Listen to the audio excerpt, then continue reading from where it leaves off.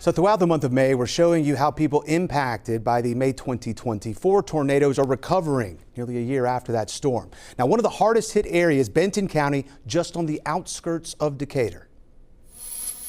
That night, it was just different. It felt different. Ready? Are you holding on?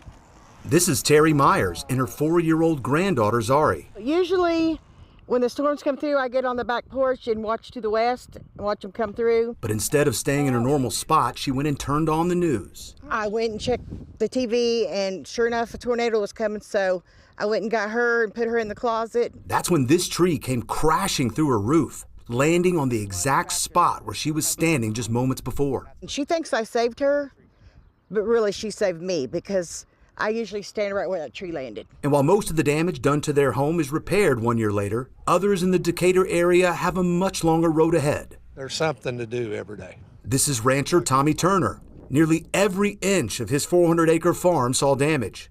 He says roughly 17 buildings were destroyed or significantly damaged beyond repair. Of the 17 buildings you lost, how many do you plan to build back? Not many. We're just too old to build back. You know, it's time to cut back. They lost hundreds of trees, one rental home, and a commercial storage business. He says the tornado took some of what people had in those storage units and carried it through the air for more than 30 miles. Out of Bella Vista, pictures of family pictures that came out of the mini storage. In Bella Vista? In Bella Vista. From here? Yes. What you're seeing now are the remnants of what took him half a lifetime to acquire.